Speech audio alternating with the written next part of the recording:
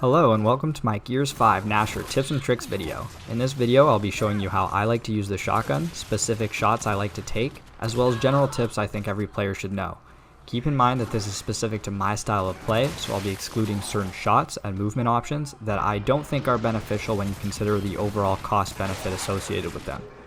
By the end of this video you'll be able to know how to do the certain shots I show you, as well as when you should be using them. Let's start off by getting into the types of aiming. As you know, you can Blindfire, Popshot, or hard aim in Gears. In Gears 5, there's no significant advantage in terms of a tighter spread when you Popshot and hard aim versus when you Blindfire, as you can see from this clip that I'm showing you.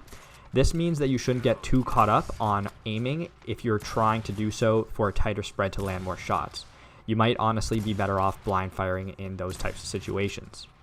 The Lefty hard aim is alive and well in Gears 5, and it comes in handy in very niche situations. To Lefty hard aim, take cover, look left, pull off of the wall while holding L, and you will be able to peek around the corner without exposing yourself very much.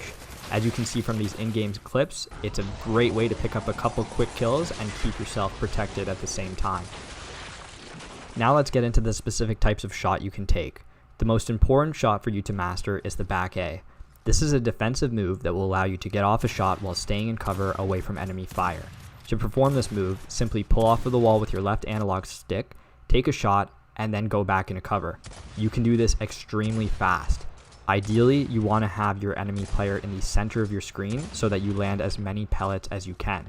Keep in mind that you can perform the shot on any cover from left to right, although I personally recommend that you try to have your opponent on your right side, as it's a lot easier to land your shot and you're a lot less exposed just due to the orientation that characters naturally have in third-person shooter games.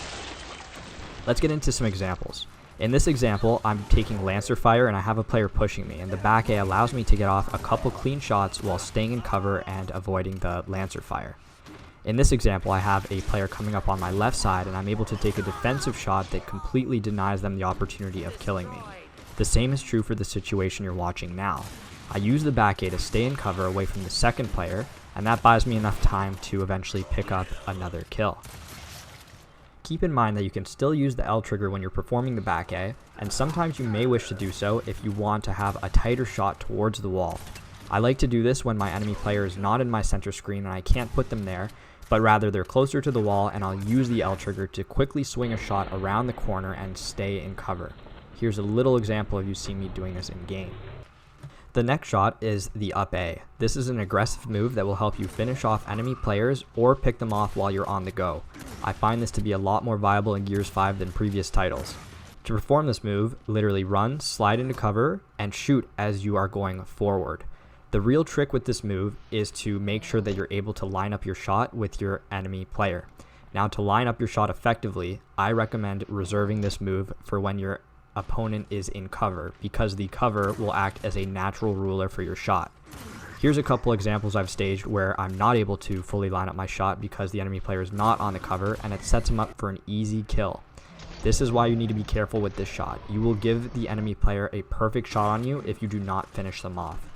Turning to some in-game examples, you can see that I have the enemy players on the cover, so I know exactly how I need to land my shot.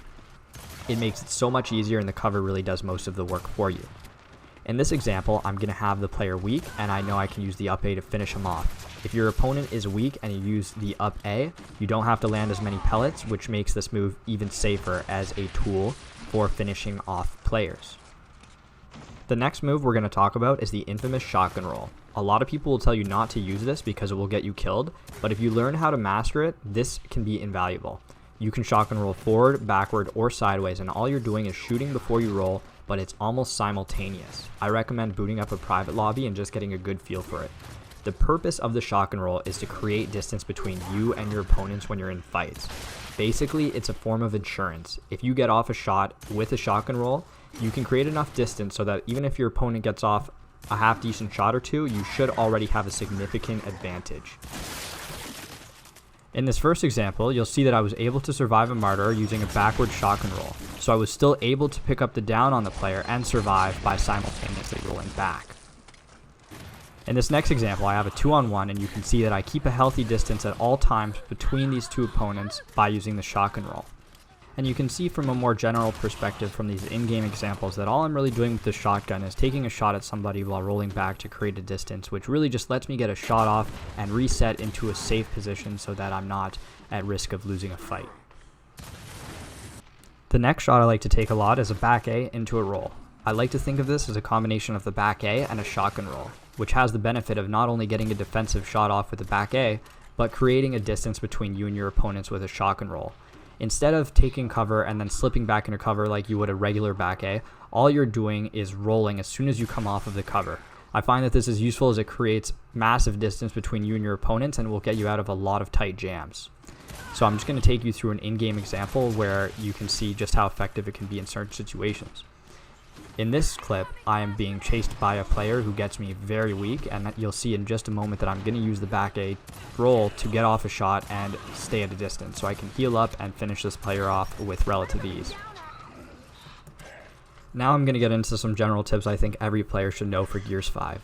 If you take cover and you peek over the cover, you will be able to shoot down on players a lot easier than you would if you were just standing.